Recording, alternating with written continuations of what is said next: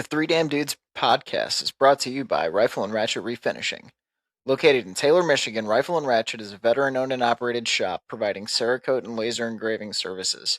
Whether it's rust, corrosion, wear and tear, scratches, or you simply don't like the color, they do everything from factory finishes to custom camo. Their goal is to make your dream a reality to shoot. But it's not just firearms, it's also automotive parts, game controllers, golf clubs, really anything you can fit in the oven.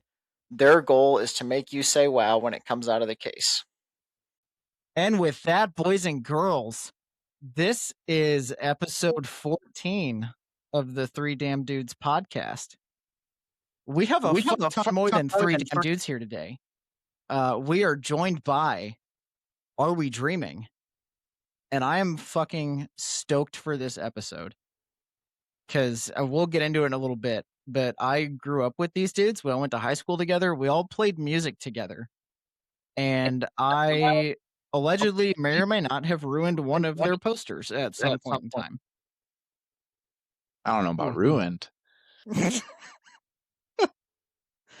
I'm sure we'll get into that story. But, gents, what is everybody drinking if you're drinking anything? Right now, I'm So drinking coffee boys. with caramel creamer. Boom. Hell yeah. We got a coffee. 8 Chris, what do you p.m. got? coffee. I got chamomile tea with honey in it. You fucking vocalist, For the man. I'm not even the singer. Oh, right there, shit. buddy. Read them and weep. All right. Body armor. That's the Got the body Gatorade armor. replacement, bro. Yes, sir. There you go. No water. Jimmy, what are you drinking? You know me, I got that ocean spray to keep the pee-pee pain away. I'm going to need you to get your mic 73 inches closer to the back of your throat. There, yeah. There, wow. Transition, ocean spray. Oh, fuck. And naturally, What are as you God drinking? intended, I've got my bottle of Booker's that I got from a baby shower. So, gents, cheers. Cheers. Welcome to the fucking show. Dude, you want me to Cheers. stone Thank cold you. it, bro? Right now, Glad double. to be here. With water and Do body it. armor, you maniac. There you go. Do it, you animal. Yeah, we don't need those. Oh, fucking hell. Jimmy, is your mic cover all wet now? Yeah, You I'm disgusting. currently drying it off. You're the For a worst. lot of the listeners, I may or may not have took the whole thing to the throat.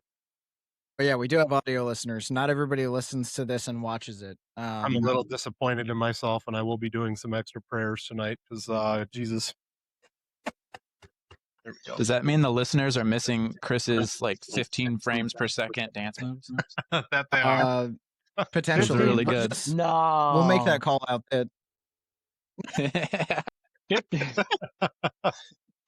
You're telling me I'm only Is- getting is he 15 the one with frames the after iPad? you're seeing from me?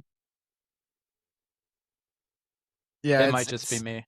It's pretty choppy, brother. Is that the iPad? No, I'm the iPad. You're the iPad? I'm You've got the iPad, clearest fucking picture. You got the iPad, Yeah. dude, that fucking surprises the shit out of me. That's it. We're all going iPads. Dude, It's wild. just switch to the tablet. I got the I would have tablet. never got Yeah, give it a shot.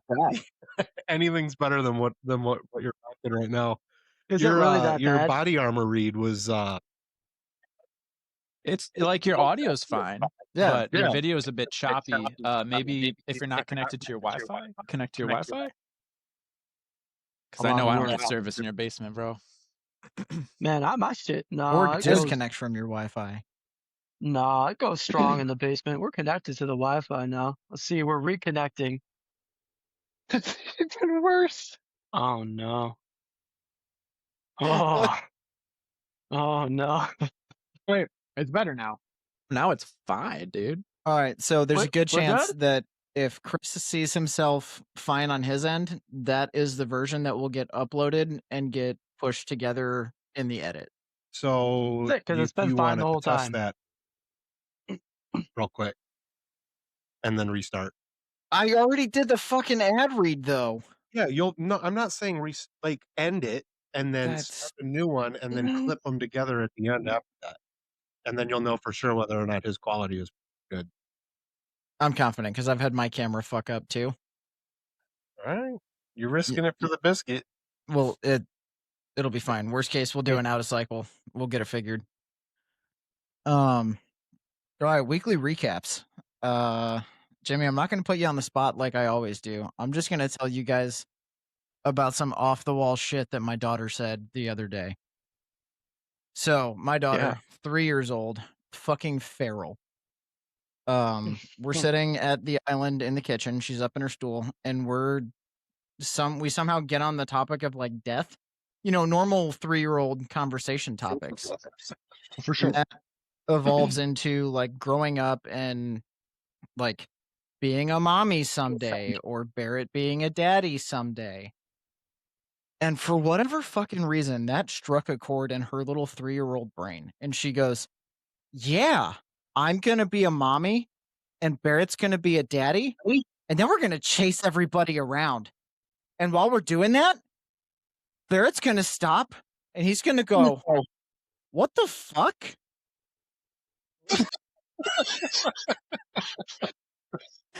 I'm just like, wow. You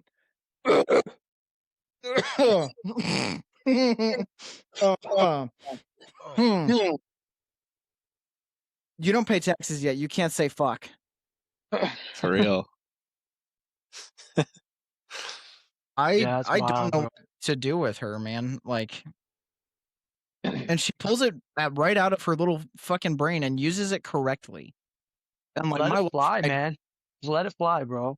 You gotta let her be like a peacock, man. Spread those wings and fly. I will You know what I'm say saying? that her Let it happen. storytelling was good because like that was quite the ending. I didn't expect it. right? She's either going to be Give a me for a comedian hug, or in prison. It's like a Or in 70-30 shot. Jesus. Comedian in shit. prison. You know, there's worse things to be, like not a comedian in prison. So Exactly. that's a win. Listen, as long as she doesn't end up on the poll, I will count it as a parenting success. All right. Yeah, that's really all I've got for my weekly recap. It's like my week kind of fucking sucked. I feel my brain actively breaking, which we'll probably talk about next week. But yeah, it's super fun and I love it. It's great. Jimmy, what do you got for a recap? Well, so I've been fasting the past 2 weeks, which is awesome. Highly recommend that. If you're ever wanting to like drop some pounds quick, do some 24-hour intermittent fasting, man. It's a lot of fun. Get your energy up and stuff like that. I'm not ready to do like the 30 or the 76 hours, whatever the fuck it is, 72 hours. 72.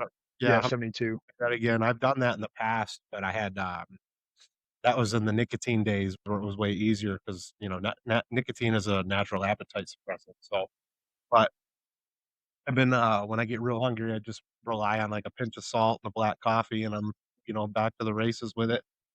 But I'm gonna keep doing the 24s. I'm doing it every day, and then I'm gonna try to see if I can do a 48. See if we can go from there, and then dial it up. But I lost like 10 pounds in like 7 days. So Yeah. and Damn. if you cheat though, this is the part that sucks though, is if you cheat and you like have a good day of like eating, you gain a lot of it back. Like a lot of it's like water weight, but once you do it for a few weeks, like it gets pretty consistent, and then you're actually starting to look like actual fat loss and stuff like that, which is nice. But yeah, so that's been fucking Bluetooth is connected. Hang on, bear with me. I swear to God. Fuck's sake. Connected. We all heard it. It's not the laptop, by the way. The laptop's Bluetooth is off, Mike. So fuck you. Yeah, I should probably. Right. So for everybody else in here, we have these freaking cheap ass podcast machines that are not supposed to have Bluetooth on them.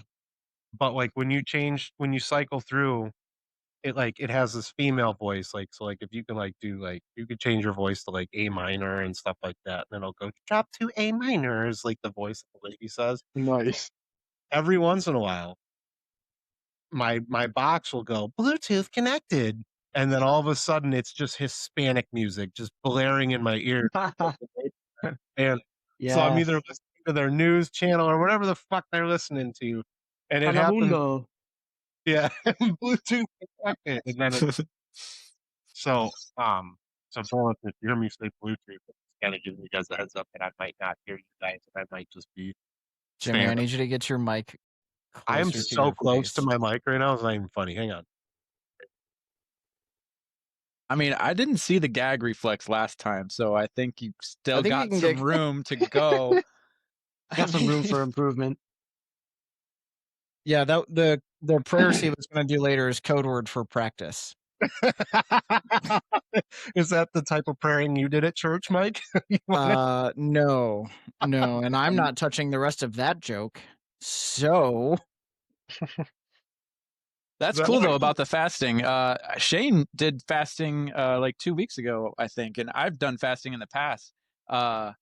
And I really enjoyed it. I wasn't trying to lose weight, but I was doing it for like a mental thing. Yeah. Did you notice any? Were you going crazy, or was it like the opposite? Did you experience some sort of high after like the first 24 hours? Because I feel like after the first 24 hours, I It reached a point where depends. it's like good. It depends on, like, what I break my fast with.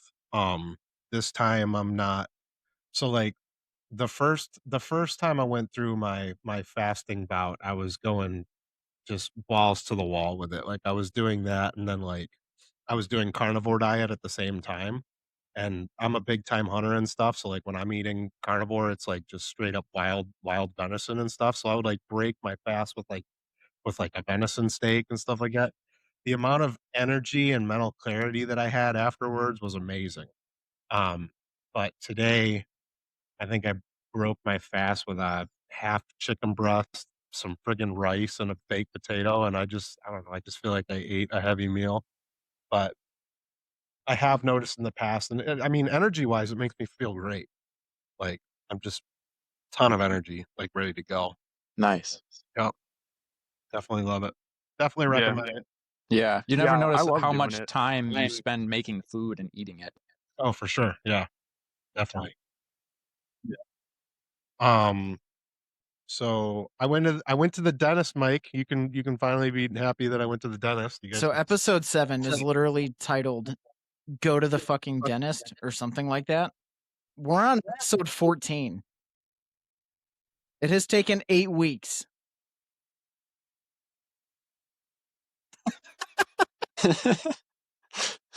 I haven't been to the dentist since I lived in Dearborn, and that was like in 2018, 2017. Would you do at the dentist? Just had normal cleaning done? Yeah, they had to put some work in, but yeah. But no cavities though, which blew my mind. Hey, look at Hey, that. we got the hookup on that free dentist work, bro. Yeah. Yeah, my That's the joint fiance's cinema. my fiance's in dental hygiene school, and she needs patients like to finish and whatever. And basically, it's just free cleaning at her school. You could like be an if you just experiment, like bro. let her know. Yeah, you could. Where's it at? So she's at the Northwest campus in Detroit. But it's Wayne County Community College. But you just email her, let her know that you wanted a cleaning or something like that, and then just come in. It's kind of a lengthy process. So like when I did it, I had to go for like the entire day. I had to take the whole day off of work to go because it's like they got to check your work and make sure that you're not missing anything and whatever. But after all Yeah. that's done and stuff, like it's a free cleaning. So Yeah. and you're helping her out at the same time. So Yeah. Mhm. Slightly familiar with something slightly similar. My girlfriend is going to school to be a nail tech, so like I do the same thing. She's got to get credits, like you go to get your nails done and stuff like that. So I'll go and get a Yeah. pedicure. and a Hell yeah, manicure. bro. dude, absolutely. So go get my nails did, and she gets credit for it and stuff like that in order for her to get certified. So, but yeah, I had a lot of like, so remember how you guys were making fun of me for like digging in my mouth, dude? It's because my gums were like growing into my teeth, and so like I like brought them up to the lady. And she was like, "Yeah, we're gonna have to do a deep cleaning." And she took this drill and like ran it Oh, no. between ran it between my teeth, dude. It was like it wasn't great, but at the same time, like I had been trying to get this shit with my fingernail this whole time. I'm like, fucking get it. Yeah. Oh So man. finally got that fucking taken care of. But was it last? How many did you have a story this week about your kid shitting, or was that last week? Because I have one for you. It's a breaking development just happened. I don't remember. There was a lot of shit talking in last week's episode. Fucking okay, so it must have been last week. You had one where oh yeah, Ridley was like, I'm not gonna shit my pants in the car. So I don't know what his deal was. So this weekend we had Maddie's son Quinn, which normally we don't have him on the weekends. We have him he's normally with his dad. And we had him this weekend, and we had my son, and then Charlie was he went up north with his grandparents. So it was just the two older boys and not the 2-year-old. And for some reason, I don't know, Quinn was having stomach issues, and Friday I was on my way home, and Maddie was cooking dinner, and I come home, and she's giving me this face like she's just had it. And I was like, what? I was just talking to you like 10 minutes ago. Everything was fine. She's like, the 10 minutes I just fucking had, man. I was like, where's Quinn? She's like, oh, that's part of it. He's in the bathroom. He's in the bathtub right now. So apparently Quinn was like, he his the way he words things is hilarious, because he's like, Mom, I just farted and it's in my pants.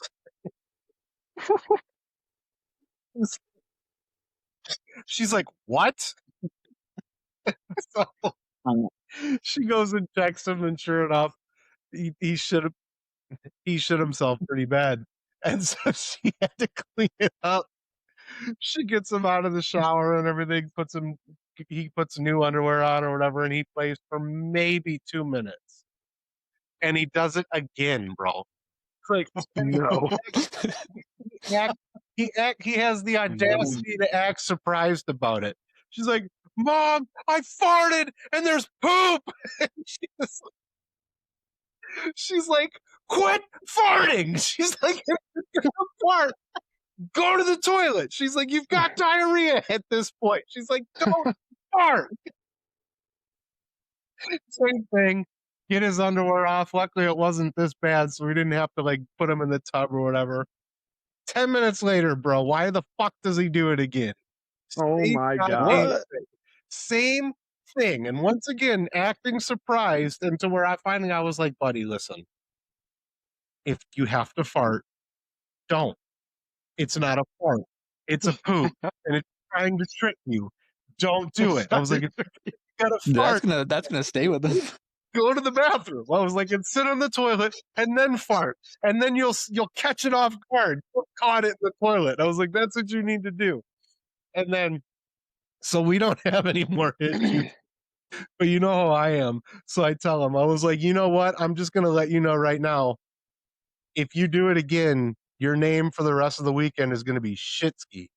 And he's like, no, I don't want to be Shitsky. I go, bro, that's a bad word. Don't say that. I was like, you get a pass because I said it, but that's a bad word.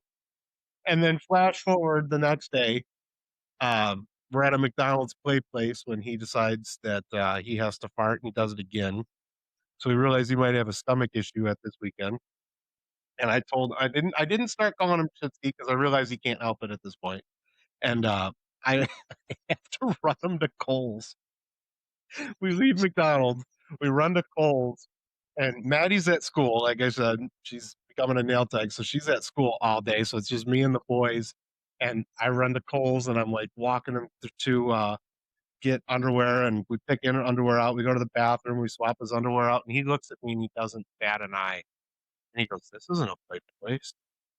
And I'm like, "What?" It's like, "What are you talking about?" He's like, "This isn't a play place." I was like, "Bro, where have you been? We're in the bathroom." I was like, "We've been at Kohl's for 20 minutes picking out underwear. Of course it's not a play place." He took me so off guard with that. But yeah, so we had quite a shitty weekend, if you want to put it lightly, dude.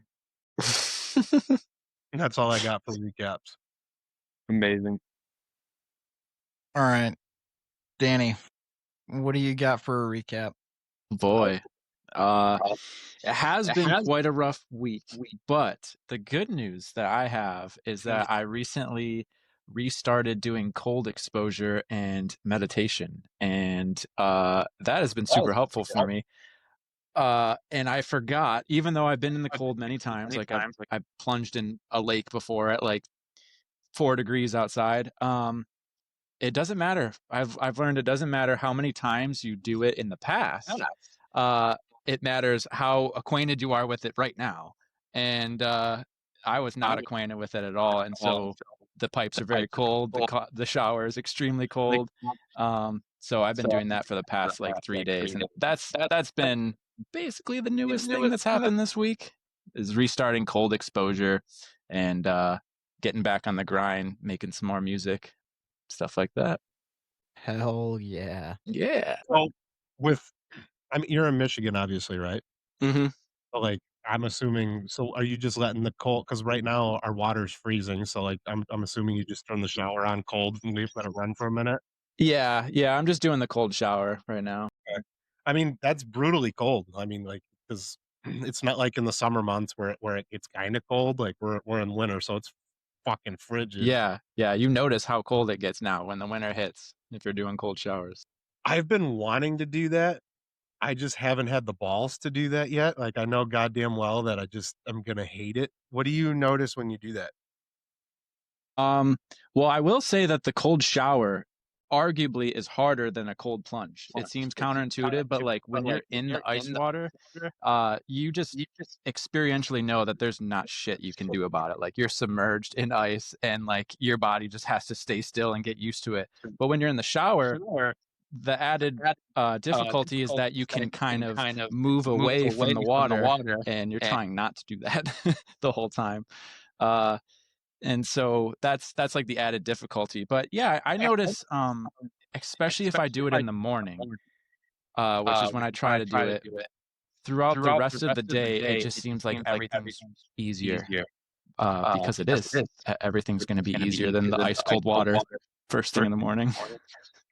So it's interesting you say that. I listen to a lot of like podcasts, and one of the podcasts I listen to is Joe Rogan, and he talks wholeheartedly about doing the cold plunge, and if you can't do a cold plunge, do the cold shower and stuff like that. And the shower thing makes sense because like when you're sitting in a cold plunge, you're sitting still, your body and the water they build like this thermal barrier. So I would imagine that if you're in, oh shit, here we go with Bluetooth. When the shower's hitting you, the water is ever changing, so your body is not able to produce that thermal barrier. So that's probably why it's so brutal. But he says the same thing. Like the best way to start your day is with the cold plunge because it sucks ass so bad that literally everything else for the rest of your day is easy. So you just start your day, and like other people always say too. Start your day with something productive, and you'll have a good state of mind for the rest of the day too. And you're doing that. You're doing something hard, and you're beating it, and you're getting it done, and you're achieving something. So like, kudos to you, man. Like I've been telling myself forever I should start doing it. I just can't do it. I've been wanting to, but can't. Yeah, I mean, Wim Hof makes it kind of easier. He has like a program where he has like this email thing and he walks you through it for 7 days. You start off at like 10 seconds and by the end of it, you're up to 2 minutes. He's definitely the GOAT, Wim Hof, the Iceman. He definitely knows what he's doing. But yeah, I appreciate that. It's been good. I'm gonna look him up right now. I apologize if you guys hear like a whining noise. My dog is outside of the door right now, just whining. So I didn't really if hear that's it, coming thankfully. through. Okay, if you didn't hear it, then thank God, because I can hear it even with my headphones on. Can I pet that dog? You can when you come over. Faintly hear it, but the recording probably won't. But I mean, even if it does, we're doing remote. You have a life, right? It's gonna happen, so it's not a yeah.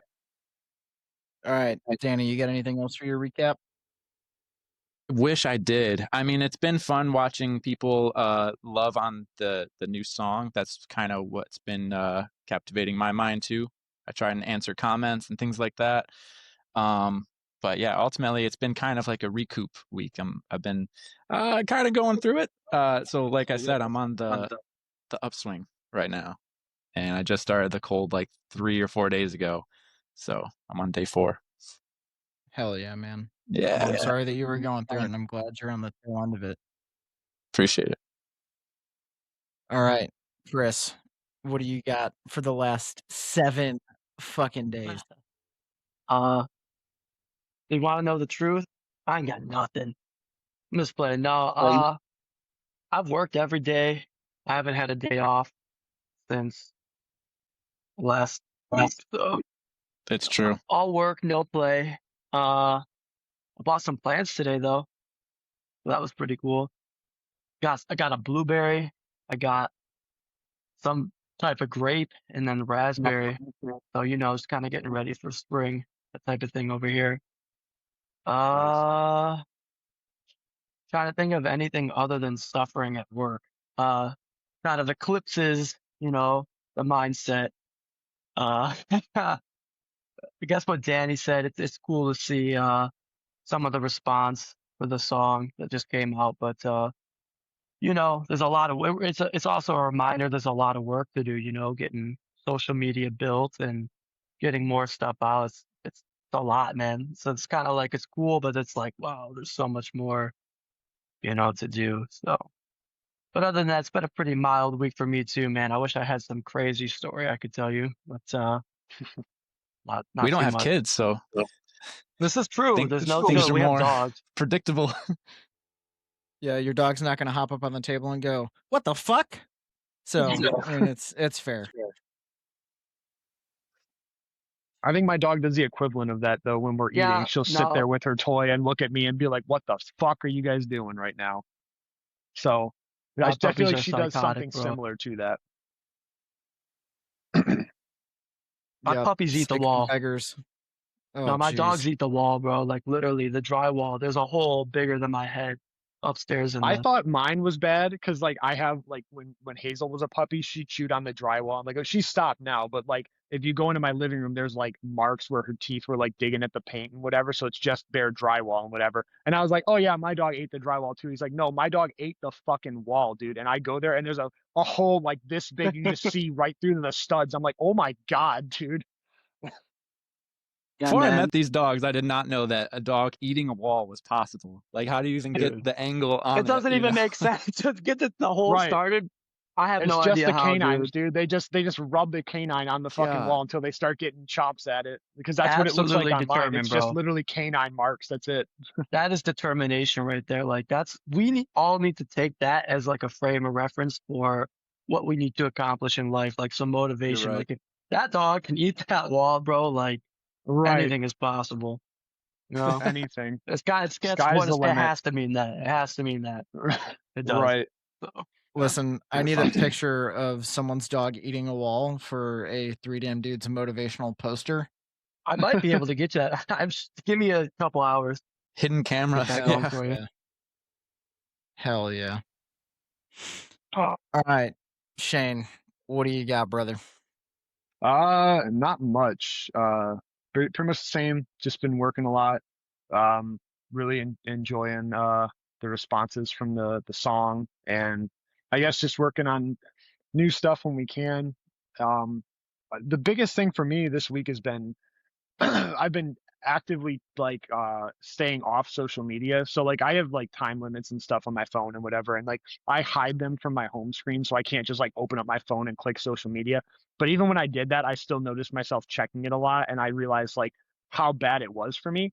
And then I seen some guy, I wish I could remember his name because I'd shout him out right now, but it came across my Instagram one day, and it was like this video, and he's like, I'm gonna do 1 year, no screens, like no TV, no phone, no video games, like no screens, period, for 1 whole year. And I'm gonna be doing brain scans periodically, and I'm gonna like see what this does to you, like with no screens and how they're affecting our lives and whatever.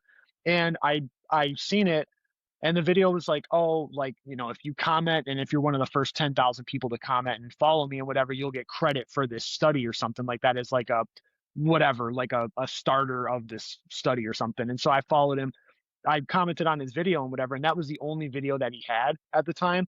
Haven't really been updating, like seeing if he updated it or whatever, of like how that is progressing so far. But after he did that, I kind of thought about it, and I'm like, I don't know if I can do like no screens and stuff, like, cause I'll sit down and watch TV at the end of the night to like decompress or whatever. And obviously, like, texting and stuff, I have to look at the screen with our phones and stuff. But I was like, I can still do my part to like stay off of social media. So I've been actively, like, if I go to check Instagram or something, I'll tell myself like, no, like get off of it, and I'll close the app right away. So I think I'm on like day 4 or 5 of just like straight up no social media. Like I'm not on Facebook you gotta at all. get So over like that, buddy. Facebook.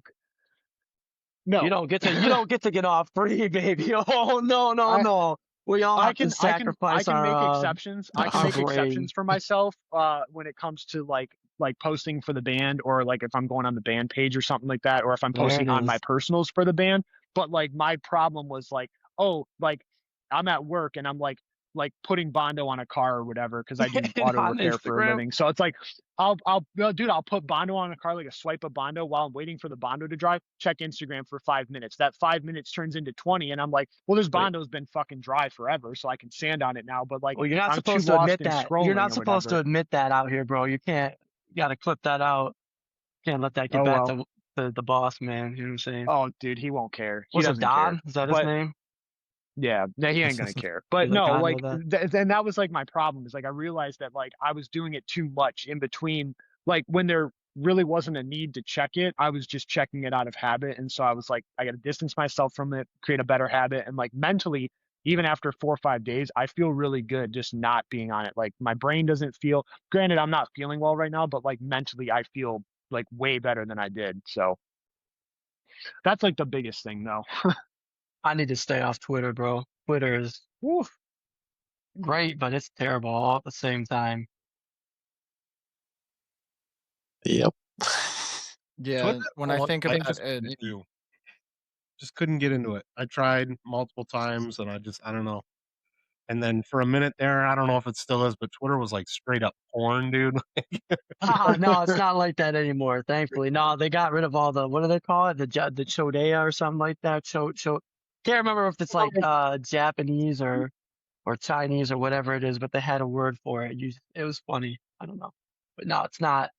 No more. But it's all I mean, mine is all politics because of all the crazy stuff that's happening in the world right now. So you start going down that rabbit hole, you're like, oh god, dude, like everything is real bad. So. That's where I'm at right now with freaking Instagram and Facebook. The Yeah, one you social can't get media away I've been from it, making bro. Yeah. the one social I make an exception for lately has been Reddit, just because I can tailor what I see by like the subreddits that I follow. So I'm trying to keep it like guitars or like any video games that I like to play, and like keep it to things that like I actually care to like look at and whatever, not just like whatever my feed wants to feed me. You know what I mean? Like it feels a little bit better because I can tailor what I'm looking at. So that's the only one I kind of make an exception for. But even then, I still limit my time as much as possible. Mental health. hell yeah, boys. Those are What's some that? solid recaps. Right. Mental health is it's an old wooden ship. It's a hypothetical. All right. Are you guys ready to talk about you guys? I guess Let's so. do it. Oh, yeah.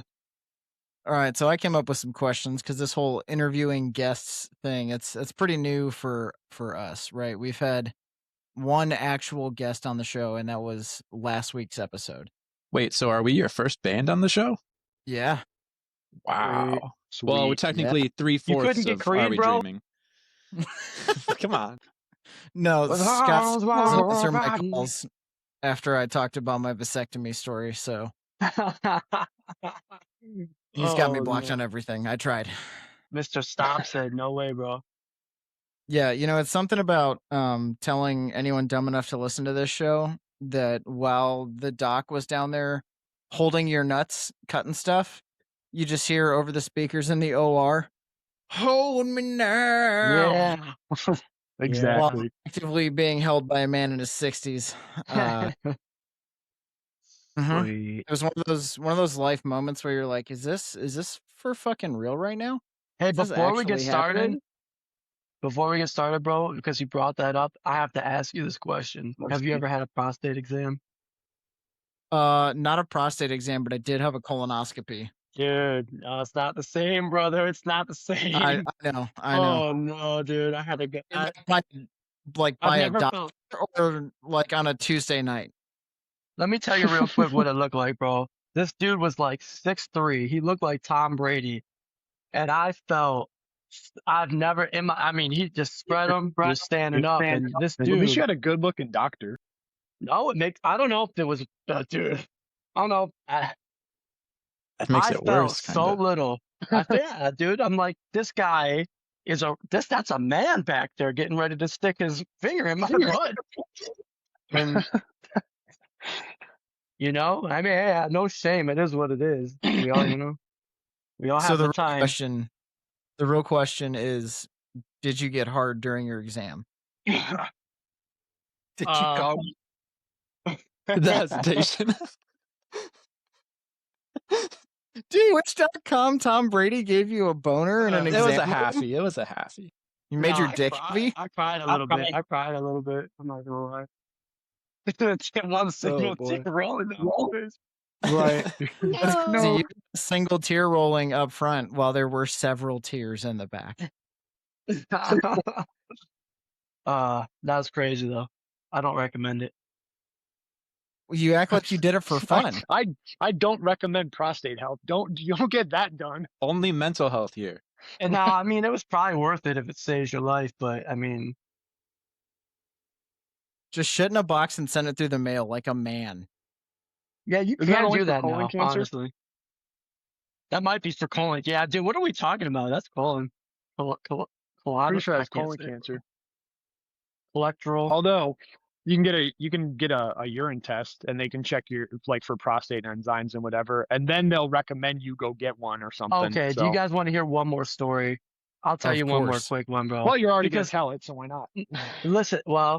Listen, they were all like, it was all like within a week, like that, and then like a week earlier. So I went to go get my I think they were checking my prostate again, but like not with a prostate exam. So like, anyway, I walk in, it's like these older women at the front counter, like typical HR or whatever. Walk in, I go into the office, right? I'm talking, the doctor comes in, and it's whatever, but the dude's clearly, zesty, and I'm like, all right, no, whatever. It doesn't bother me one bit, but he tells me I got to get naked, basically for him to look at what's going on. I'm like, all right, man, like this is a little weird for me because, I don't know you, or I've never kind of been through this before. So I did it. And then I kid you not, bro, I'm sitting there for like 30 seconds. And then another person walks in the room, just straight up walks in the room. She's like, oh, is it okay if I stay? I'm like, and it's one of the HR ladies, right? Like one of the people up at the desk or assistant, whatever you want to call them. So she's in there. And then it must have been like a minute later. They brought in like a, what do you call that? An apprentice or like a trainee or whatever. And, she was young. She was like 20, with the clipboard, 20-something years taking old. Notes. Yeah, no, dude, seriously. And I'm sitting there with like 3 or 4 people in the room at this point. And I think actually I wasn't naked yet, but then it was like, okay, pull your underwear off. And they're all just like sitting right there. And I'll never forget it, bro. Like, I just looked over at that younger girl, and we both just looked over at each other and busted out laughing, bro. It was like the most awkward moment in the history of life. And of course, it was cold in there, so everything shriveled up, dude. I'm sitting there. Everyone's looking at me. It's crazy, bro. But it's kind of like, kind of goes hand in hand with the other story. You had to be there. It was one of those type of things. But man, that was definitely the most uncomfortable moment. Even worse than the prostate exam. That is the worst when you're at a doctor's appointment and you have like a physical or something up like that, and your little guy just doesn't want to represent at all. Oh, dude, not even. I mean, it was bad. Everything. It was just like, and that's how I felt on the inside too. I don't know if strong. I don't know. I don't think I've told this story on this show, but I had this was a couple of years ago, and I had lifted something really heavy at work, and I gave myself a hemorrhoid from lifting, and like I had made it like a week, right? And like finally, I'm like, I gotta go to the doctor. Like this is killing me.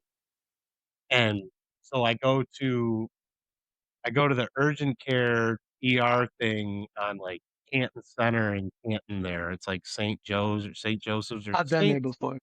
yeah. So I go in there and so the guy comes in and he was like, "Hey, so my name is Doctor," I remember his name is Dr. D'Angelo something, right? And he was like, "Yeah, so we're gonna take a look." And he goes, "First of all," he's like, "You know, we've got this nurse. She's training. Her name is I don't remember, but she was a smoking hot redhead, just fucking gorgeous, right?" And and he's like, "Do you mind if she sits in and watches?" And I'm like, "Yeah, I guess that's fine." Because Well, what are you gonna say? They always put you on the spot, bro. What are you gonna say? I don't even know what's gonna happen yet. Like, I haven't even like gotten to that point yet to where like I didn't know if he was gonna just like give me a little caress with his finger or what he was gonna do, right? It was so much worse than that. It was such an awful experience. So he has me lay down and he's like, and don't he goes, "Don't worry, bro." He's like, I just need you to lay flat on your stomach. I'll take care of the rest. And he pulls my pants down. Oh no. Jesus. So if you ever want to feel like a bitch, like just get like Did he this. smack your ass before he did it? No shit. But he looks at it. The story gets so much worse, and I'm so sorry, guys, because it gets graphic. He has me lay down on my stomach, and he's like, "Oh yeah," he's like, "I can see it," and he's like, "And unfortunately, you got a blood clot in there." He's like, "So this is not going to heal." He's like, "So you've been doing everything right. You've been keeping it clean. You've been putting on the preparation H ointments. You've been using witch hazel. You've been doing everything right." He's like, "But unfortunately, the blood is clotted up, and it's not going to go away." And he's like, "So we have to get it out." And I'm like, "Okay." And I was like, "Yeah." So he's like, "I'm just gonna walk you through it." He's like, "Basically, I'm gonna make a small incision, and we're gonna coax the blood clot out, and then you'll be good as new." And I was like, "Okay." And I was like, "So I'm assuming you're gonna use a needle, or you gonna?" He's like, "No, I'm gonna have to use a scalpel for this." And I was like, "Okay, so are you gonna numb it?" And he goes, "Well, unfortunately, it's all nerves there." And he's like, "And numbing agents don't work in this area. So unfortunately, it's just going to have to be a slight incision." And he's like, "I'm going to be quick. I'm going to try to be as gentle as I can. And we're just going to get this over with." And so, like, meanwhile, this girl is sitting back there looking at my hairy asshole. Like, I know, right? And this man sticks this scalpel into my ass, makes an incision, and then shoves his finger deep in my ass and makes a hook with it, and then coaxes the blood clot out, and then packs me full of gauze, and then pulls my pants up and sends me out the door. I walked out like it was awful, man. It was, and then so like, and then to make it matters worse, like I was telling my buddy about it. He thought it was the funniest fucking story he's ever heard. He's like, "You basically got raped, bro." And he was like, Jesus. God. I was like, "I'm not gonna lie, dude. It kind of felt like it." I was like, "I'm still not doing okay." And then later he's like, "Bro, we got a problem." And he goes, and I go, "What?" And he's like, "I'm sitting at dinner, and he's like with my friends, and they're all nurses." And he's like, "And I just couldn't help but tell the story, and that is not how you handle that." He's like, "That man should not have done that to you. That is not medical procedure. I don't know what he did, but you might have a lawsuit on your hands." I didn't pursue it, but apparently, like, I don't know if there's any truth to this or not, but apparently that's not how you handle that situation at all. It doesn't And sound like it. basically what happened to me in there was a crime against humanity. And a beautiful fucking gorgeous redhead watched it all take place. So I have witnesses. Oh man. And basically took notes so that she can repeat that in the future. Right. Yeah. It sounds like. Fucking terrible. All right, I won't be going to him No shit. for my future hemorrhoids. Oh. For my future hemorrhoids. If you have a future hemorrhoid, stay away from Dr. D'Angelo. And if you do have a Dr. D'Angelo, it might not have been that guy. Probably changed his name at this point, bro. Yeah. I think his last name is Booty Hook. Dr. D'Angelo Booty Hook. What's wild is he had me lay down and he pulled my pants down for me. Yeah, that's the craziest. That's That and insane. packing you full of gauze. It turns out that guy's not even a Hey. doctor. Are you sure his name wasn't Diddy, bro? He walks out. Dr. and the Diddy doctor comes walking in. D'Angelo. All right, James. Yeah, for real. I got diddled by Diddy D'Angelo. The diddler. Doc, is that baby oil really necessary? Yeah, get in the drum. What? Stephanie, go get the oil. Oh my god. Oh, fucking hell. All right. So, like we said at the top, we are here with Are We Dreaming? So, gents, we're going to try to go in order, and we're going to go in order based on how you guys are laid out on my screen. So, it'll go Danny, Chris, Shane. And then if you guys want to talk any shit about bassists, feel free. Be my guest. So we'll Chris. I feel like we just got really intimate. I like love how this. the quality just skyrocketed up. It really did, dude. That's the secret. It went up? That's crazy, Yeah. bro, because my antenna's on the floor right now. You know, like I guess it's an antenna, whatever, the laser. That is an antenna. Sweet. Let's chill here. Chill here. Bumpy. I will just start by saying that we are 3/4 of Are We Dreaming, and the fourth person is our bass player, Terrence. He is the GOAT. Oh, He's the absolute GOAT, and y'all are not ready for him. So that's why he's not here, apparently. All right, that's fair. All right, so I guess who are you guys, and what do you do? What do you play who was your back? in the band?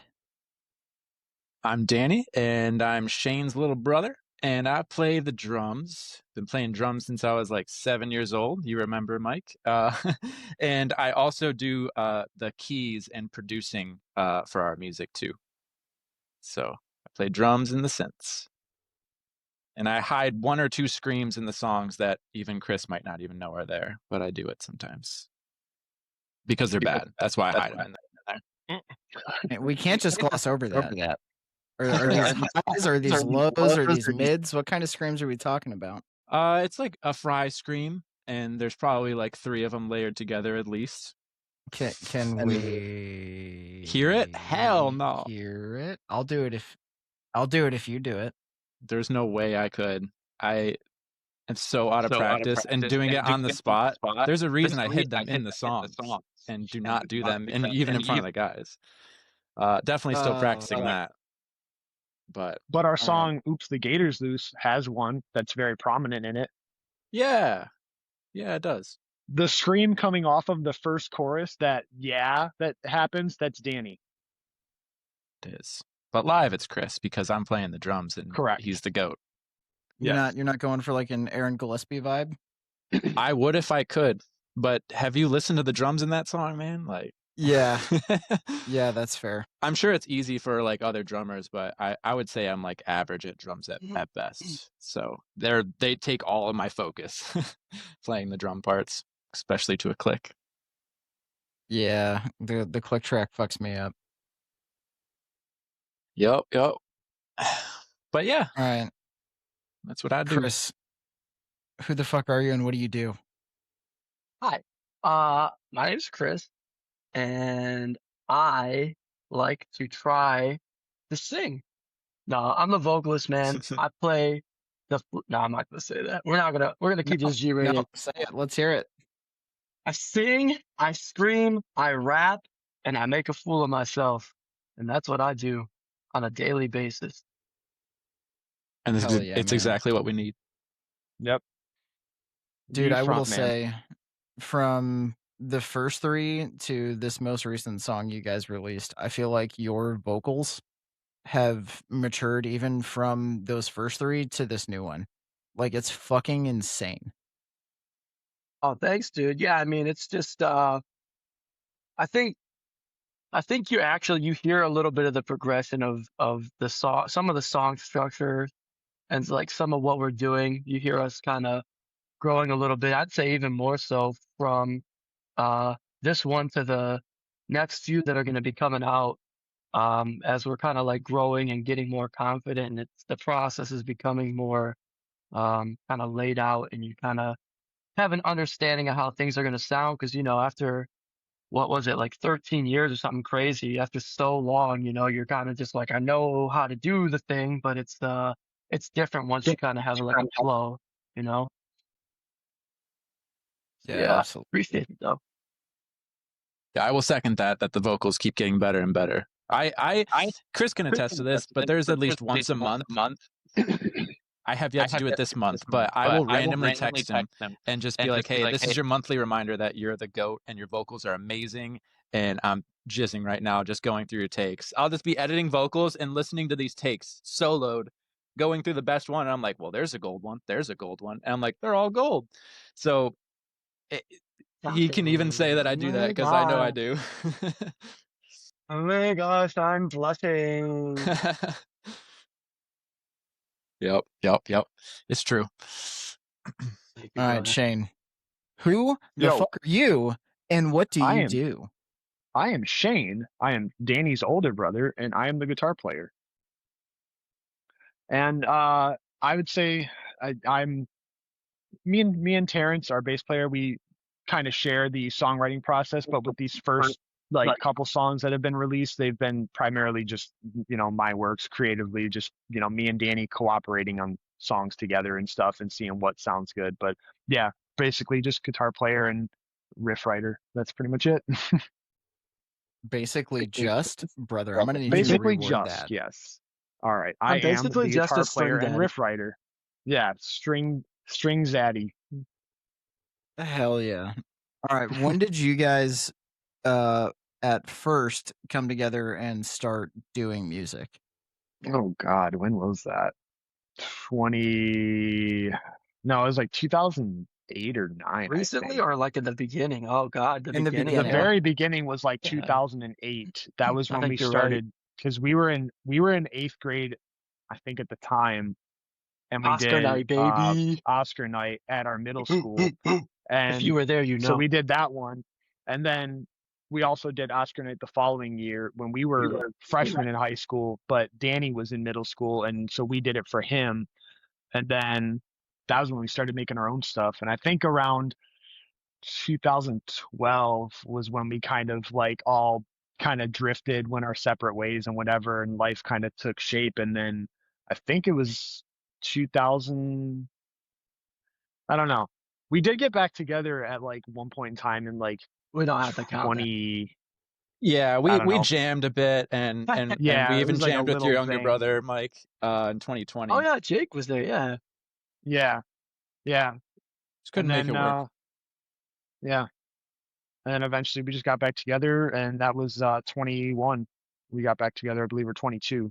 And then the rest is history. I think it was more like 24.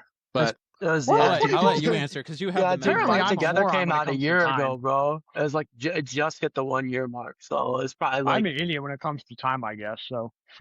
No, dude. He tells me my memories, bro. Shane is goated. Got a goat. Because I have like a stupid memory when it comes to like just dumb stuff. Like I'll be like, oh yeah, remember that one time when we did this after school on like a random Wednesday or something, and you're like, what? I don't even remember that, but yet you remember the year of like when we get back together, and I'm like, no idea. So. I've seen it.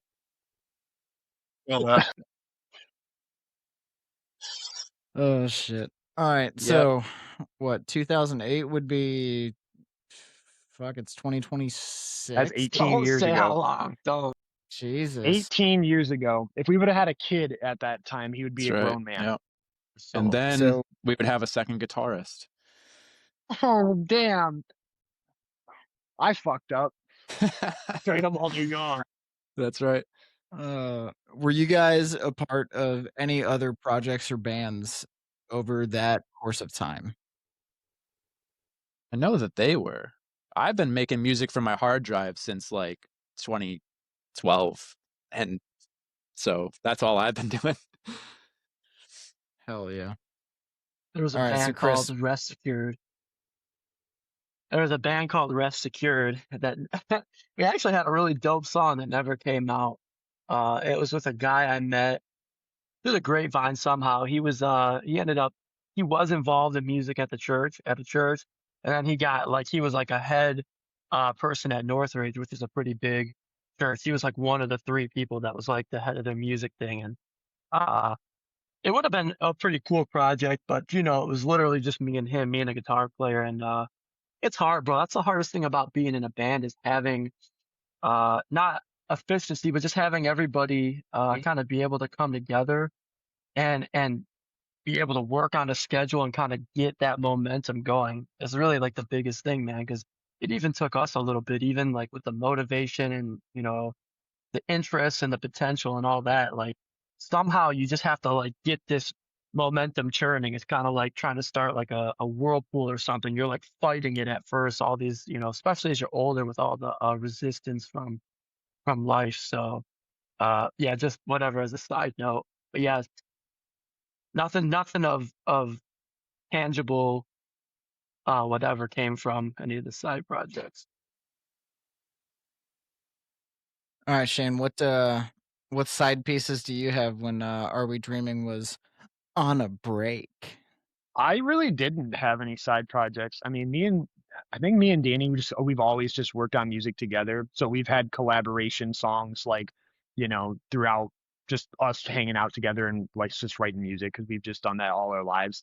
I would say the only other thing that I had been involved in was I did a cover show a couple of years ago for the fanfare.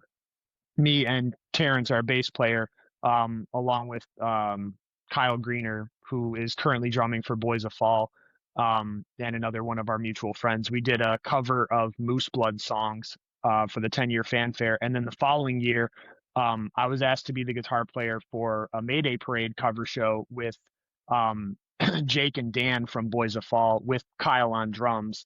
And I was going to do that show, but something had just happened with my house, like my mortgage went up and whatever, and I at the time didn't make enough money to cover it, and I was like, and with Ray being a full-time student, I was like, oh dude, there's no way I'm going to be able to do this. I'm going to have to start working on the weekends or picking up something else to like supplement my income. And then we were also working on Are We Dreaming stuff at the time, so unfortunately I had to back out of that show because I was like, I just have too much going on, and with what I'm not sacrificing to like financially be sound and secure, I'm dedicating to Are We Dreaming, so I just couldn't make that project work, unfortunately. But it was a cool opportunity, but they ended up making it work out anyway, so it wasn't a big deal that I wasn't a part of it, but it would have been cool nonetheless because Boys of Fall are cool dudes and they make great music, so it would have been nice to hang out with Jake and Dan. But I will say that that kind of indirectly brought Terrence to us, I have a feeling. Correct. Because we were looking for a bass player and he knew him from playing their project was called Green and Alive, I think. So since that Crowfoot show, he knew Terrence, and here we are with Terrence, and it's a whole new chapter. So Terrence came on because we got asked to do Creepy Cheapy last year in October, and we did it in Day to Remember cover show for Creepy Cheapy, and we didn't have a bass player at the time, and at the same time, like the week before Creepy Cheapy, we were going to do our own show, and we were just going to run backing tracks for all the bass parts and whatever, but we needed a bass player for the A Day to Remember show. And so I messaged Kyle and I was like, hey, do you think that Terrence would want to do this? And Kyle's like, absolutely, because he's been looking for something to do. He's asking if anyone needs a bass player for the fanfare or whatever. And I was like, I'll just text Terrence and see what he wants to do. Texted me, he's like, I would definitely be down. And I'm not shitting you, in a week, dude, he learned our set and then the A Day to Remember set like within a week and played it perfectly. Like when I say Terrence is good, he's very, very good. Yes. Like picked up both of our sets, played him flawlessly. Like he's a fantastic bass player. We're really stoked to have him. So yes, but yeah, it was cool that like that Green and Alive show that I did 2 years ago now brought our current bass player to us, and I didn't know it at the time, but like that connection was just made at that time, and it ended up working out for the better. So that was just cool. Dude, hell yeah, that's awesome. All right. Who do you guys draw your inspiration from? Who are your primary inspirations? Boy. Well, obviously, I could just go on and on about Skrillex, but I'm gonna just say Skrillex. I think he's the GOAT. I love Icy Stars as well. They're another Michigan band, and I personally listen to a lot of electronic music. It's funny that we make such like rock music, because in my spare time, like I'm listening to like EDM pop, like Illenium and it just different artists like that. And so it's just kind of funny that, you know, we make such different music from that. But I think that's what makes it cool, is that we definitely draw inspiration from different artists, sometimes ones that we don't even have in common. So yeah, I would say my biggest ones are Skrillex and Icy Stars. And drummers, I mean, I love the Rev from Avenged Sevenfold, R.I.P. He's definitely my favorite. Luke Collins, amazing as well. And also, he doesn't play drums anymore, but the old drummer, Andrew Oliver for Icy Stars, I don't think he enjoyed it as much as he enjoys being the programmer and the keys. I kind of share that. Maybe one day I'll end up doing the keys as well. But his drumming has always been an inspiration for me too. He's goated. Nice. I'm gonna stop right, there because I keep going. Chris, who inspires you to? Yep. Linkin I had Park, a feeling. A Day to Remember, Chester Bennington. Obviously, that's still Linkin Park, but definitely Chester Bennington. You know, obviously Linkin Park was a hype kind of band back in the day, but it was pretty cool how at that point in time in my life I was able to like. I remember one time I got into a fight with like the first girlfriend type of thing. And I'm like, man, I don't know how to explain how I feel. Like, I don't know how to tell you how I'm feeling right now. I literally used like Linkin Park lyrics. I'm like, this is how I feel. And so, you know, and then later on, I learned I have pretty bad anxiety, you know, like social anxiety, clinical anxiety. And so, kind of being able to navigate my way through that with those like his lyrics and stuff like that, and it kind of like brought that out to light for me. It was pretty cool, man, being able to have like something to point at to say, man, this is how I actually feel. So definitely him for a lot of reasons. A Day to Remember, and then not even, yeah, I'll just say Beartooth, but it's all Caleb Shomo, right?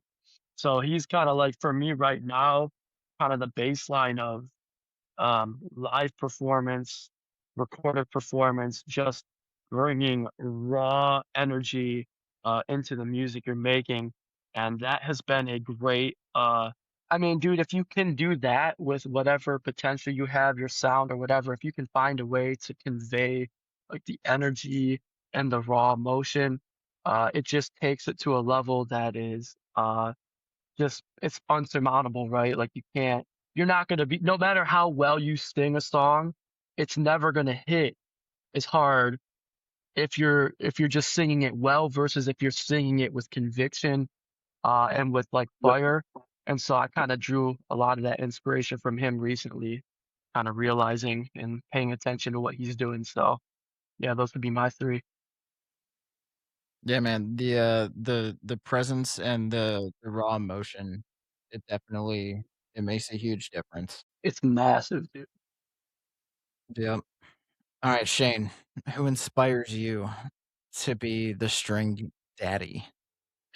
I guess from a player standpoint, the three I could probably pick off right off the top of my head would be David Gilmour from Pink Floyd is my all-time favorite guitar player. I've always liked his style over like some virtuoso that just shreds, because it's like I like that he can deliver the emotion that he does with so little, as far as opposed to like, you know, someone that just like nails out this crazy fast solo, you know.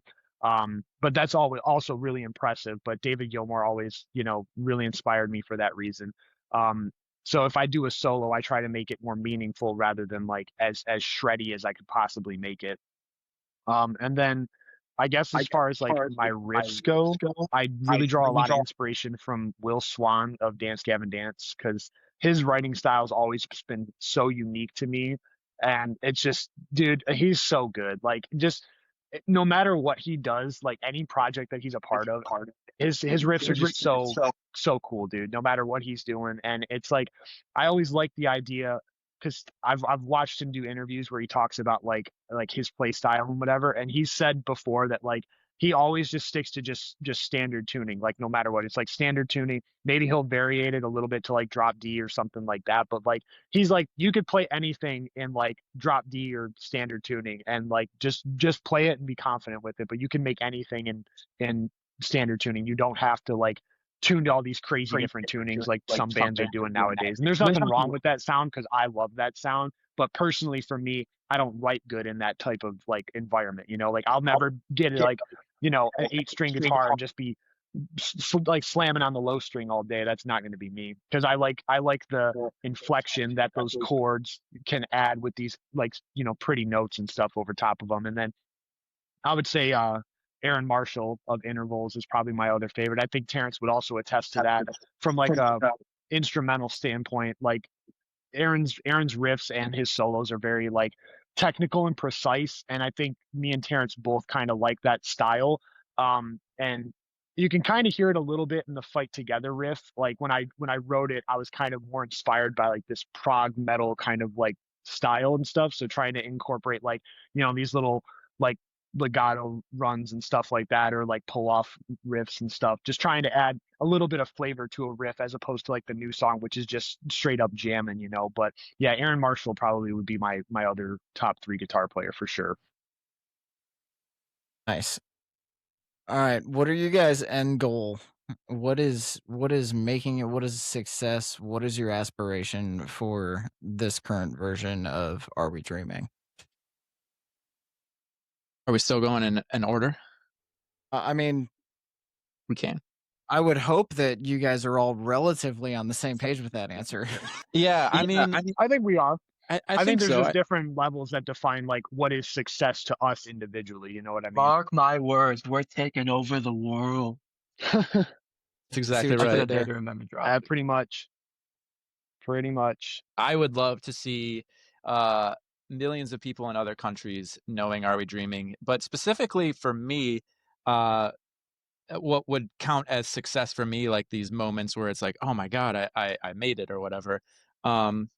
I thought it would be like playing at a certain place or whatever, but really, I would love to receive like a message of someone being really moved by one of our songs, or like it better yet inspired them to create their own art, and they're like, hey, look at the art that I made because of you pushing through your creative blocks. It inspired me down the line to create. I would say that is my biggest motivator, the love and inspiration of strangers, really.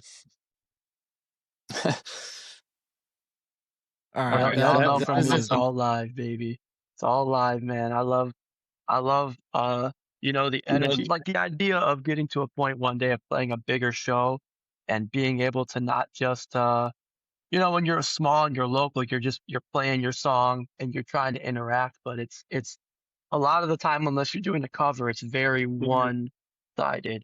So the idea of getting to the point where you're playing a bigger show and it's kind of a give and take type of thing, and you can give all your energy and you know, like that's your song, like people are going crazy too.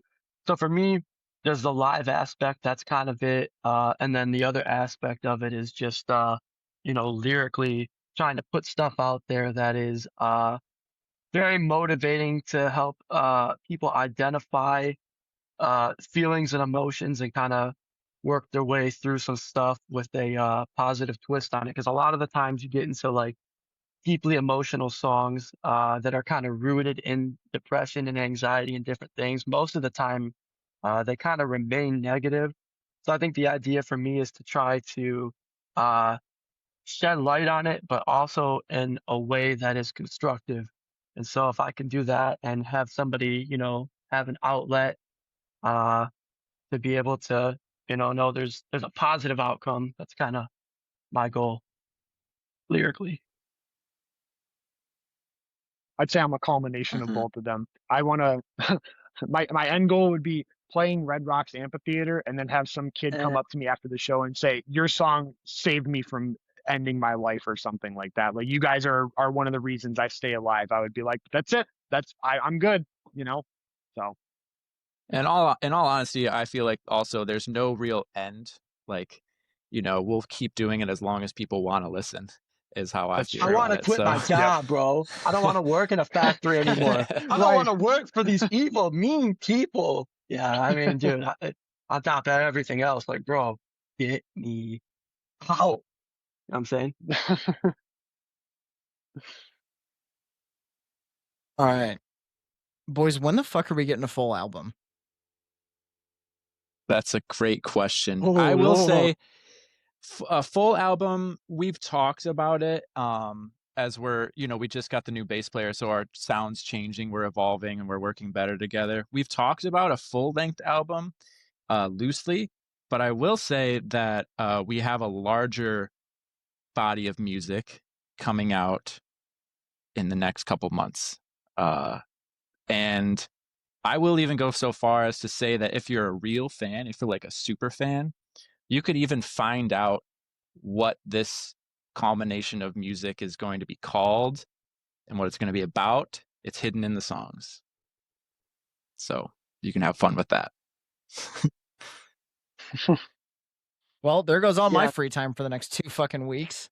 Thanks, Danny. Right. What does he mean? What does he mean?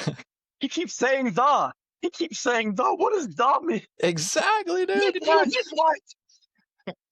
There's that one part in the song where Chris goes, and I don't know what it means. Somebody help. Somebody help me. You gotta, hey, just use AI, bro. You know what I'm saying? You got the tools. We got the tools to make that happen. AI can probably figure it out. Yeah. Yeah. That's crazy.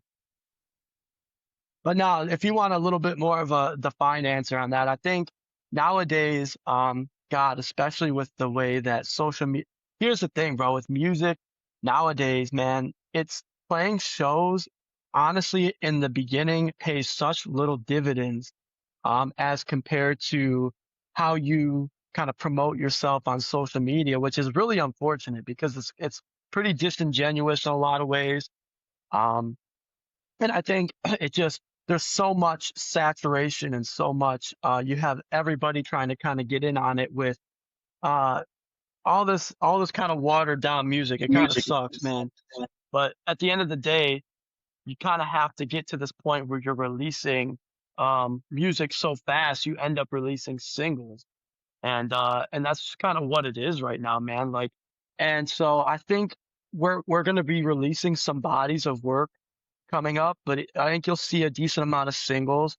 And then hopefully if we get to the point where there's like some type of record label or some type of backing that allows us to have more time to commit and maybe like a financial assistance to get into a studio and just go and play the music. Cause man, like when you're producing, and having to do all of it, it just, there's so much, it weighs so much more on you, right? Cause you're not just performing, you're also analyzing, the whole time. So it just makes everything so much more difficult. So I think you see a lot of singles, and then some bigger bodies here and there. And man, I hope to God we have a formula. We're going to try to really push it with social media so we can kind of take bigger steps, man, and get to the point where we can release a larger body of work.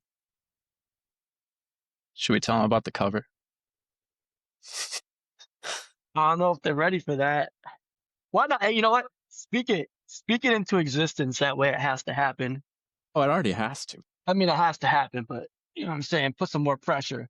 I like putting pressure on.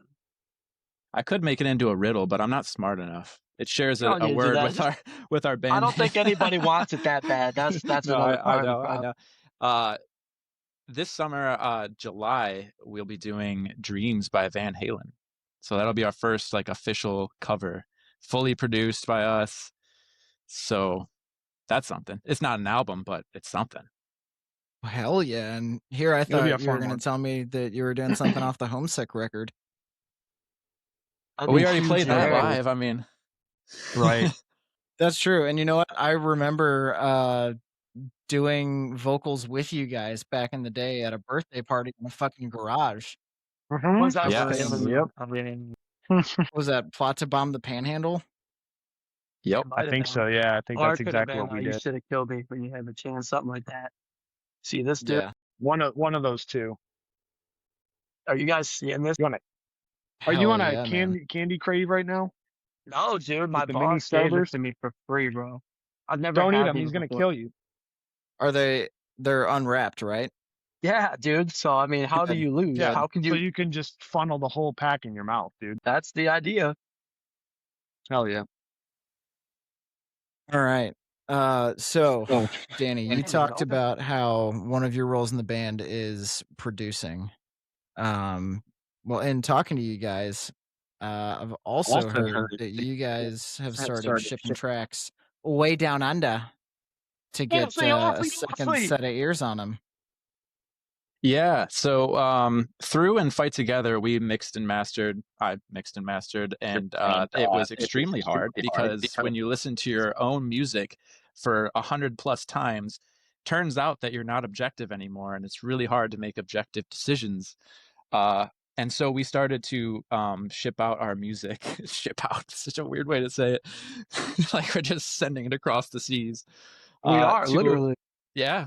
To a man named Rise Zacher. I think that's how you say his first name, Rise Zacher. But he's from Spinlight Studios, Australia, which is a YouTube channel that I watched and for many years. And he gives production tips, mixing and mastering tips.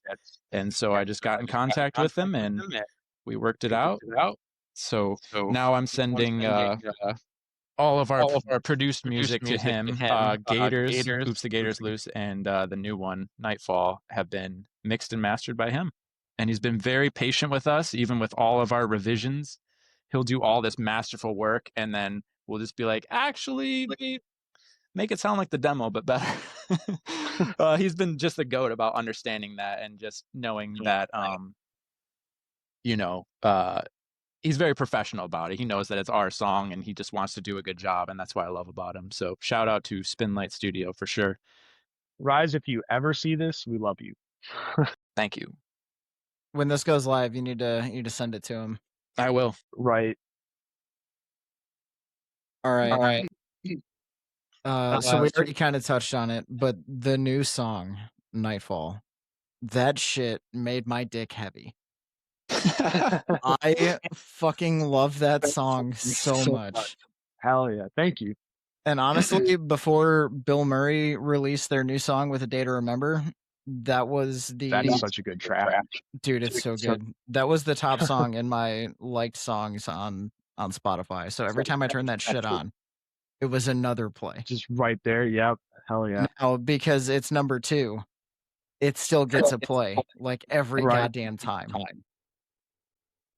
I'm glad. It sounds like it has replay value, which means we did our job. Dude, I fucking love it. And I think for me, like, the fact that it is a little bit heavier than the previous songs, and really, Chris, the difference in your vocals on this song, like, that shit resonates. It scratches a brain wrinkle that I forgot that I had, and I fucking love it. I love that. Like, I don't mean to sit here and suck your guys' dick, but that song is fucking fire, boys. It's fucking sick, and I love it so much. Dude, I think you're gonna be blown away by some of the next releases too, if you like that. That's so super cool, super refreshing, and thank you. Yeah, I really appreciate it. It right. yelled at. You're getting yelled at? I was listening to it in the car. So my girlfriend does not listen to the same music that I listen to, and I put it on. I was I was excited because we were having you guys on, so I was listening to your guys' stuff, and I was listening to the new track, and I do like the heaviness of it, but this poor girl had already sat through like some Lamb of God, some Whitechapel, some all that stuff, and then I put that on, and she was already like, she was car sick, she was over the car ride, and I had that on. I got yelled at. It was pretty funny. That's funny. See, my fiance, she likes like heavy music and like screaming and stuff like that, but she was not really like into deathcore or anything like that. And every time I put it on, she'd just be like, it's all right, but it's kind of creepy. And I'm just like, yeah, I get it. Like I'd be listening to like, Whitechapel, Slaughter to Prevail, something like that. And she'd just be like, it's not really for me. I put on Thy Art Is Murder the other day, Reign of Darkness, and we're driving home. And then she goes, I kind of like this song. I was like, hell yes, dude. It's working. It's a gateway band. Well, it's a gateway song. I still can't believe they got rid of CJ, man. Like that shit is crazy. Yeah. Thy Art is dead without fucking CJ, dude. I haven't listened to him without it, so I was pissed. Like, dude, fucking, I met CJ at Mayhem Fest. He was cool as fuck, dude. He was like coming down and like teaching people like the importance of like not stressing your voice out. Like if it starts to hurt, stop, slow it down, take your time, fuck your voice up. Like it was pretty cool. Like he was just giving free advice. It was sick. He was a sick dude. Yeah. Aloe water, bro. Aloe water, honey. And not being an idiot. That last one might be a bridge too far for me. A bit too far. I like to yell and scream too, bro. I have too much fun in life sometimes. It's not. Gotta protect the pipes. Yeah, for sure. All right. So I have a probably Shane's specific song because Terrence isn't here. What tuning do you guys play in?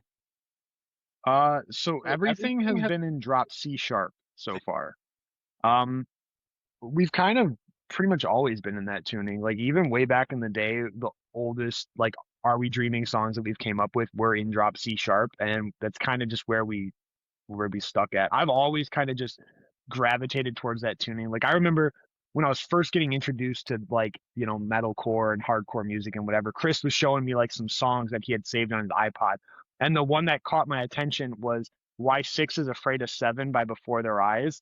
If anyone remembers them, like amazing song, that album is fucking incredible. But like that whole album, their whole sound was all drop C sharp. And then like, Stick Stickly, Attack Attack, like the whole Someday Came Suddenly album, like that, those two albums kind of like ingrained drop C sharp into my brain, and ever since then I was like, I want to sound like that. So like ever since then I've been drop C sharp pretty much ever since. We've experimented with some other tunings, and in the future there'll probably be some songs that'll be in like other tunings, but even if we do branch out to other tunings, C sharp is probably always just going to be like home base for us. Like, no matter where we venture off, it's always going to be like the point that we return home to. So it's one constant tuning and one sound that you can always expect from us is probably drop C sharp for sure. So fun story about drop C sharp. We the Redeemed wrote all of our songs in drop C sharp as well. That was our baseline tuning. Right on. Except we played them all live in drop C. Because we're fucking idiots. Oh man, dude. And that has been a huge pain in the ass because we're talking about re-recording a couple We the Redeemed songs and trying to remember the chord progression in like It's Not Orange, It's Euchre is a fucking nightmare because I'm trying to follow along in drop C now to a song that was written in drop C sharp like 15 fucking years ago. And I didn't play guitar then. I think the demo that you sent me, like those tracks, I think those were in drop C sharp. I'm pretty sure when I listened to It's Not Orange, It's Euchre, it was in drop C though. Like I think it was already recorded in drop C. So I think you guys were fine playing it in drop C.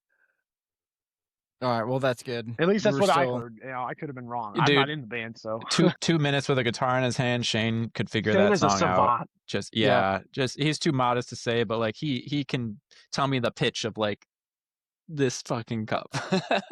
I don't have like perfect pitch. It's like I don't remember what the other one is called, but it's like where you can like you hear a note and then you can like hear the relevant notes in like the scale or something, and then you can identify like what the note is. Like perfect pitch is like Danny said, like if you're flicking at a cup, they can just tell you exactly what that note is, like without even thinking about it. I have to like think about it a little bit, but like I can hear a song and then I can tell you what tuning they're playing in, like what key it's in and stuff like that, because I've played in a million different tunings and like I just experimented with that stuff, so I kind of just know in my brain how it sounds, Yeah.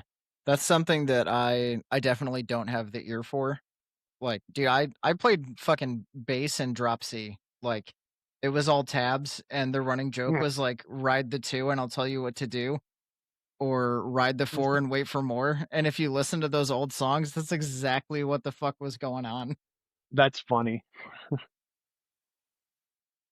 All right, so that wraps up our serious questions. Now we're gonna get back to true form for the Three Damn Dudes podcast. All right, is it safe to mouth kiss groupies, or where are we at with that? Absolutely Hypothetically, say of course. no. I'm gonna say Absolutely not. no. I don't That's how think you it's get safe. what is it called? Not herpes. No, that's herpes. Nothing but bad things can happen. Is it herpes? Like a Yeah, canker that's sore or something like that. Yes, that's herpes. No, we don't even have groupies, but even if that was a possibility, no. I fucking love how Shane's the one that pipes up and goes, "Oh yeah, no, that's definitely No, herpes." that's herpes, all right. He's an Sure, expert yeah. in the field. We've got our expert herpes Right. man in the field. Shake. Oh, that's herpes, fucking bro. hell. Right. How did you get it there? Right. All right, Danny, this question is exclusively for you, and I guess for anybody else if they want to pipe up afterward. The folks at home want to know, and by the folks at home, I'm talking about nobody, because I asked nobody about these questions except for me. So apparently, I want to know, what does your drum throne smell like after practice? Dude. Specifically after practice?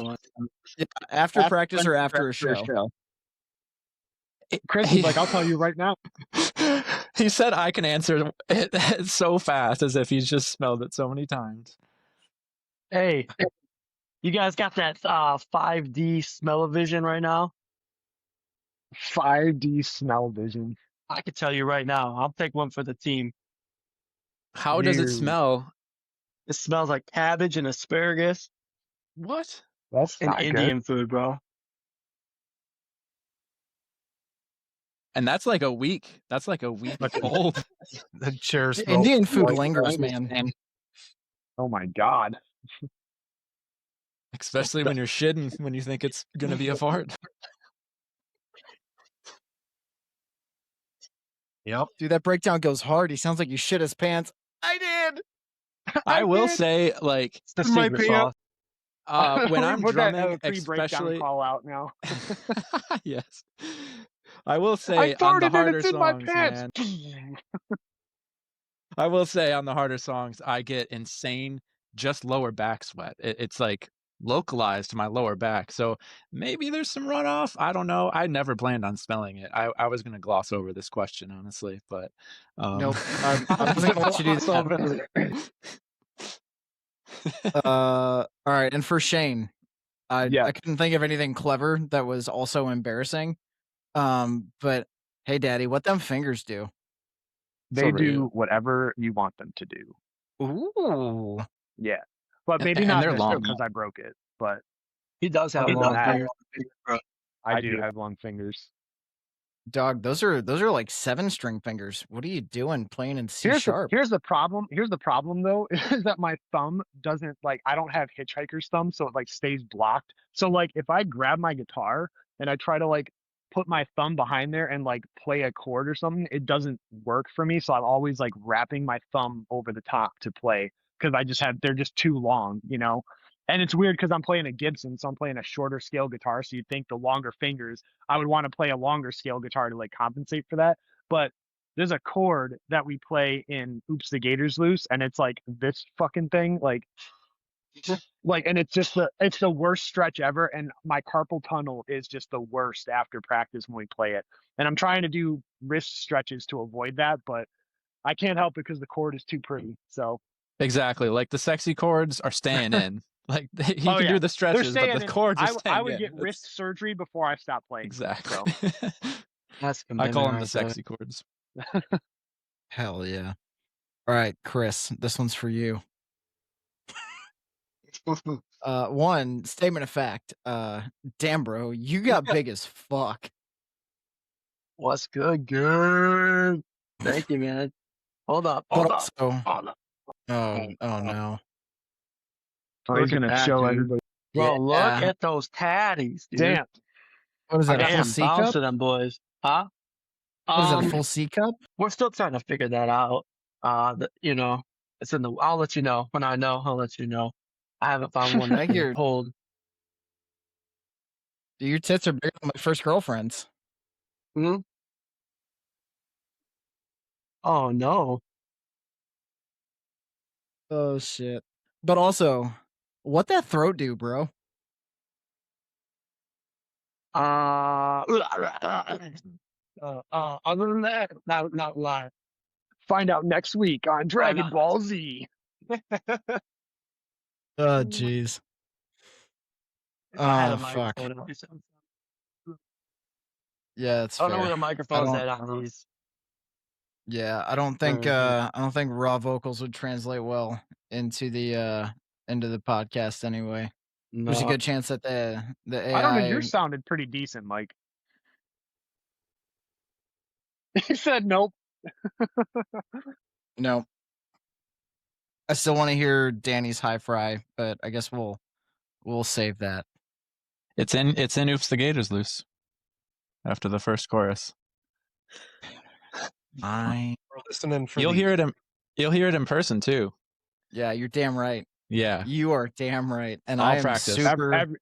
Everybody will just scream on the track. Just everybody. Yeah, it's gonna be crowd vocals, but it's all gonna be scream.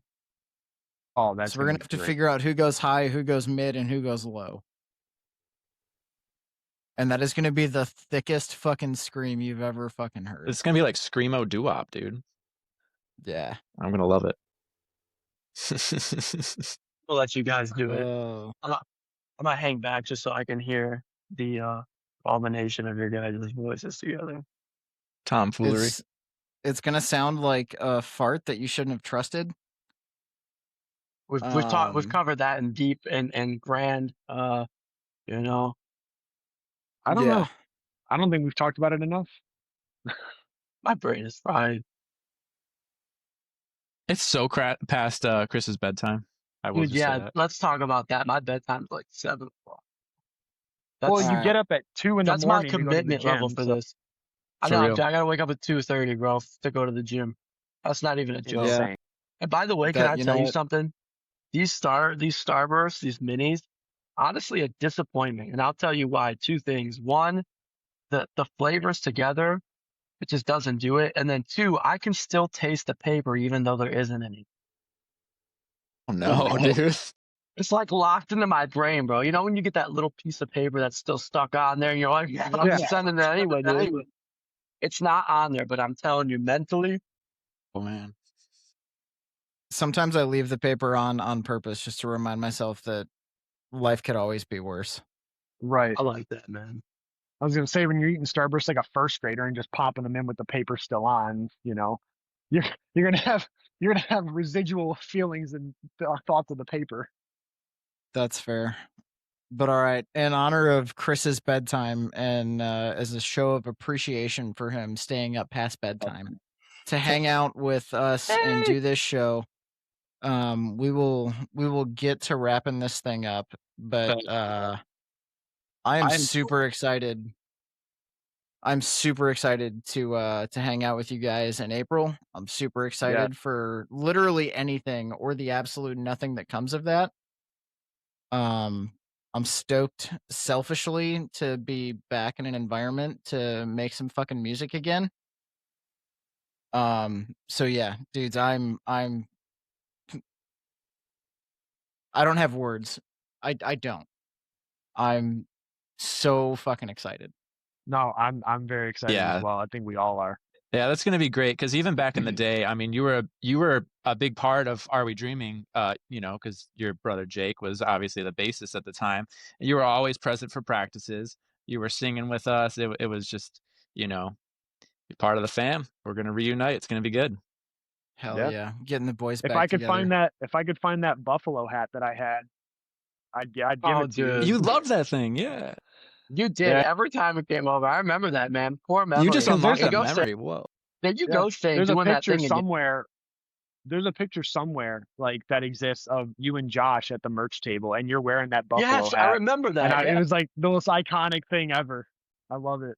I will send that to you. speaking of Josh, I'm planning on getting together with him on that trip back to Michigan as well. That would be So great. we'll have to figure out a fucking meetup. We'll have to pick a bar or a restaurant or something, and I'll That would go be hang sick. out at. Because Yeah, I the would merch love that. girls, we remember. Yep. We Oh, yeah. remember manning that fucking merch table and flirting with all those dudes to sell those fucking wristbands, boys. I have Loved it. shirts, bro. Thank you. I still have some of the shirts. Yeah, But this Somebody say words. I don't hear anything right now. Chris said he still has some of the shirts. All right, hang on. to this day. Fuck Your is my ex-wife mouse? sucks. Nothing. He definitely didn't. Nothing. Bueller. Oh no. Oh no. Bluetooth What happens when you connected. go over the time? God, Whoa. oh no! Oh no! Hang on. Your headphones die. Look, the wireless headphones he was like to brag about. I guess they didn't stay in the fight. Somebody. Yeah, you know what sucks, Mike? Hello? Hell. Is- Oh God, I can't fix it. Oh no! Oh no! All right, Jimmy, take us through a wrap up, and then just you guys awkwardly stare at me when it's time to actually fucking wrap this thing up. We're doing it live. Take us through a what? I didn't even hear what he said. What did he say? I think he I think said he an said take us through outro. an ending, an outro or something.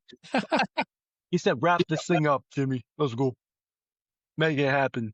Well, Gavin's not here, so I can't say from Gavin, from Mike, from Jimmy. We are the three damn dudes. But boys, I appreciate you guys hopping on with us. You guys are making some sick shit. I have been jamming to it in my car, so I do look forward to hearing you guys drop more music.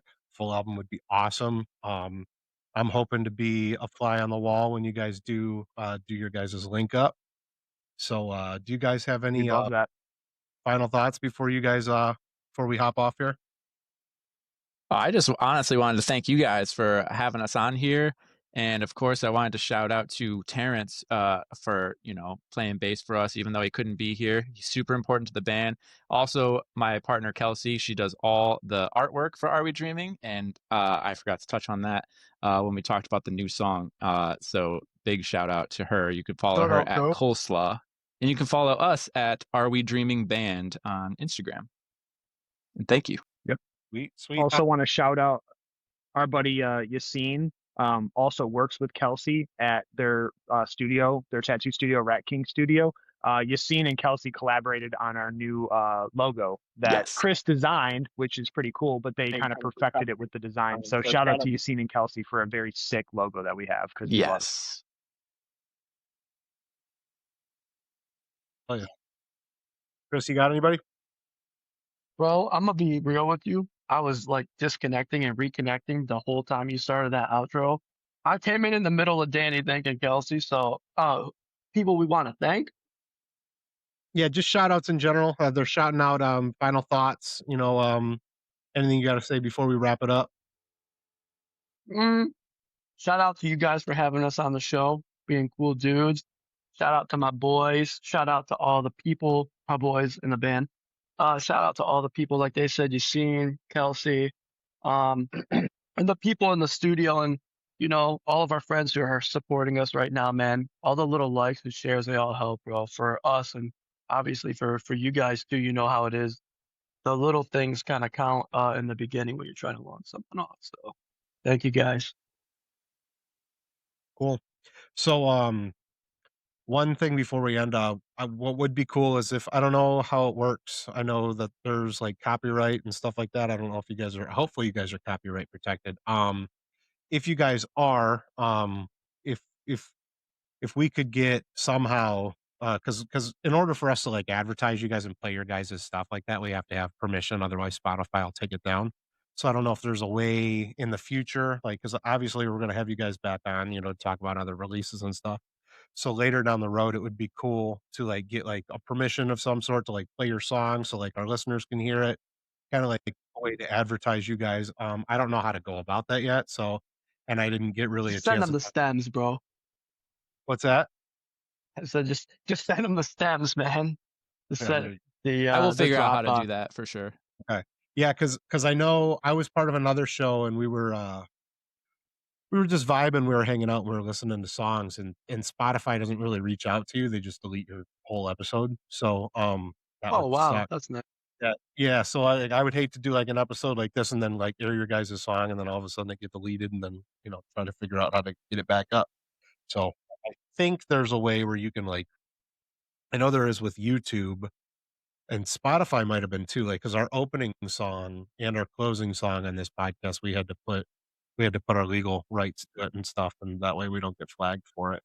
But yeah, so if there's a way we can do that, that'd be cool, because I would really like to play your guys' stuff on here to, like, so we can listen to it and then talk about it and, like, kinda jam it out. But I, appreciate Jesus, words are hard. I appreciate you on. It was cool talking to you guys, and, Yeah. but yeah. So, from Gavin, from Mike, and from myself, we are the 3 Damn Dudes, and we thank you guys for coming on. Thanks. Thank you Appreciate it. guys. Thank you guys for having us. God bless y'all.